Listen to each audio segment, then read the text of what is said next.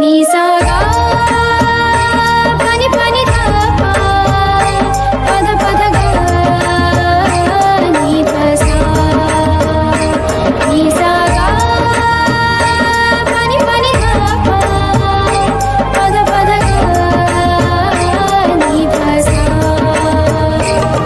ही गाथा अस्तित्वाची शौर्याची पराक्रमाची ही गाथा अस्तित्वाची शौर्याची पराक्रमाची या मातीमधल्या कणाकणातील मौल्यवान रत्नांची या मातीमधल्या कणाकणातील मौल्यवान रत्नांची कर्तृत्व इथे गगनाला भिडे परिमोल जाणून घेऊ व्यक्तिविशेष नमस्कार. Radio MPSC Guru spreading the knowledge powered by Spectrum अकॅडमीमध्ये मी RJ प्रिया तुम्हा सर्वांचं मनापासून स्वागत करते. विद्यार्थी मित्रांनो, सामाजिक, कला, क्रीडा, विज्ञान, तंत्रज्ञान, राजकारण, समाजकारण, अर्थशास्त्र, पर्यावरण, साहित्य, चित्रकला अशा सगळ्याच क्षेत्रात ज्या व्यक्तींनी उल्लेखनीय अशी कामगिरी केलेली आहे अशा काही विशेष व्यक्तींची जीवनगाथा आपण व्यक्तिविशेष या सत्रात जाणून घेत असतो. आजच्या या व्यक्तिविशेष या सत्रात आपण नारायण सीताराम फडके म्हणजेच ना. सी. फडके यांच्याविषयीची माहिती घेणार आहोत. 4 ऑगस्ट 1894 हा त्यांचा जन्मदिन. त्याच निमित्ताने आज आपण त्यांच्याविषयीची सविस्तर माहिती आजच्या या व्यक्तिविशेष या सत्रात जाणून घेऊया.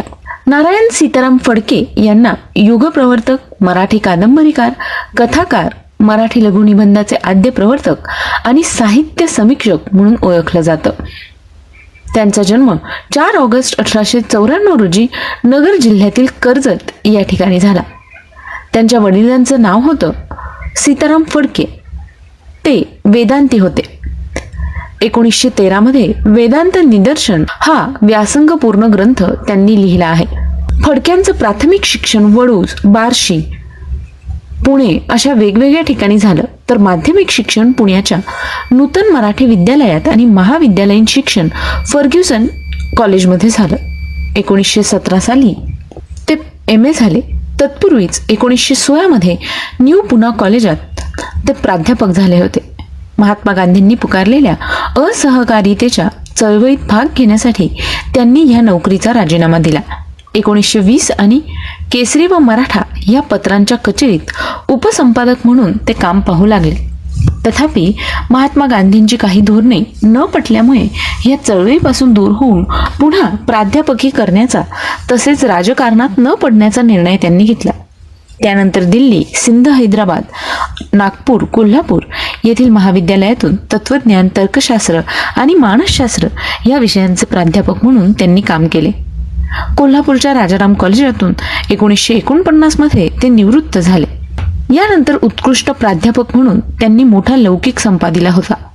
प्राध्यापक असताना 1925 मध्ये रत्नाकर हे मासिक आणि 1940 मध्ये झंकार हे साप्ताहिक त्यांनी सुरू केले. 1951 मध्ये अंजली प्रकाशन या संस्थेची त्यांनी स्थापना देखील केली. अंजली नावाचे एक नियतकालिकही वासंतिक व दिवाळी अंक ते काढू लागले. त्याच वर्षी ते कोल्हापूर सोडून पुण्यात स्थायिक झाले. पुणे या ठिकाणी मग ते राहू लागले. मेणाचा ठसा ही फडके यांची पहिली कथा केरळ कोकिळ या मासिकात 1912 साली प्रसिद्ध झाली. अल्लाहो अकबर 1917 साली त्यांची पहिली कादंबरी प्रकाशित झाली. मारी कोरेली या इंग्रज कादंबरीकर्तीच्या टेम्परल पॉवर ह्या कादंबरीच्या आधारे ती लिहिली गेली होती. त्यानंतर त्यांनी अनेक कथा आणि कादंबऱ्या लिहिल्या. मात्र कादंबरी लेखन हे त्यांचे विशेष कर्तृत्वाचे क्षेत्र ठरले. कला ही कलेसाठीच असते. वाचकांना सौंदर्य दर्शन घडविणे व आल्हाद देणे हेच कादंबरीकाराचे प्रमुख कार्य असते. या भूमिकेतून त्यांनी प्रमाणबद्ध, आटोपशीर आणि लाघवयुक्त कादंबऱ्यांचे एक युगच मराठीत सुरू केले. 1925 मध्ये कुलाब्याची दांडी, 1928 मध्ये जादूगार, 1929 मध्ये दौलत, 1931 मध्ये अटकेपार आणि 1932 मध्ये निरंजन या त्यांच्या आरंभीच्या कादंबऱ्यातील प्रणयरम्यता, कुशल सफाईदार व्यक्तिरेखन, चतुर संवाद आणि मोहक भाषाशैली या गुणांनी वाचकांच्या मनांची पकड घेतली. त्यानंतर 1935 मध्ये उद्धार, 1937 मध्ये प्रवासी, 1944 मध्ये अखेरचं बंड या महत्वाच्या कादंबऱ्यातून प्रणयरम्यतेला त्यांनी गंभीर विषयांची जोड दिली आणि महाराष्ट्रातील काही असामान्य व्यक्तिमत्वांचे दर्शन यातूनच घडवले. तथापि हे करीत असताना कल्पितालाही त्यांनी वाव दिला आणि ह्या कादंबऱ्या चरित्रात्मक होऊ दिल्या नाहीत.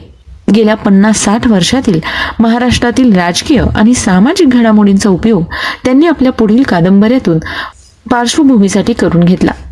1948 मध्ये काश्मीरचे स्वातंत्र्योत्तर राजकारण, 1950 मध्ये गोवा मुक्तीचे आंदोलन अशा काही कादंबऱ्या त्या दृष्टीने उल्लेखनीय आहेत. ऋतुसंहार, कुहू कुहू, ही का कल्पद्रुमांची फळं, एक होता युवराज या त्यांच्या अलीकडच्या कादंबऱ्यांपैकी काही होत. हेमू भूपाली ही त्यांची अखेरची कादंबरी अंजलीच्या 1978च्या दिवाळी अंकात प्रसिद्ध झाली. सखोल, अनाकलनीय, गूढ व झपाटून टाकणारे जीवानुभव फडके यांच्या कादंबऱ्यातून प्रत्ययास येतात. तथापि कादंबरी लेखनात त्यांनी स्वीकारलेल्या भूमिकेशी आणि लेखन तंत्राशी ते नेहमीच सुसंगत राहिले. त्यांना मोठी लोकप्रियता प्राप्त झाली. त्यांच्या काही कादंबऱ्यांचे आणि कथांचे इंग्रजी आणि इतर भारतीय भाषातून अनुवाद देखील झाले आहेत. 1933 मध्ये कलंक शोभा या त्यांच्या कादंबरीवरून मराठी चित्रपट देखील काढण्यात आला होता. फडके यांची तंत्रनिष्ठ कलादृष्टी त्यांच्या कथातून मोठ्या प्रमाणात दिसते. त्यांच्या कथांचे 25हून अधिक संग्रह प्रकाशित झालेले असून त्यांच्या काही प्रातिनिधिक कथा 52 कशी या नावाने संग्रहित केलेल्या आहेत. मराठीतील लघुनिबंधाचे ते एक आद्य प्रवर्तक होते. त्यांच्या प्रसन्न आणि लालितपूर्ण लेखनशैलीची प्रचिती त्यांच्या लघुनिबंधातूनही येते. गुजगोष्टी, नव्या गुजगोष्टी, धूम्रवलये हे त्यांचे महत्त्वाचे लघुनिबंध संग्रह. फडके यांचे समीक्षात्मक लेखनही विपुल आहे. कलेकरता कला ही त्यांची भूमिका तसेच तंत्रबद्धतेचा आग्रह या लेखनातून सातत्याने प्रकटतात.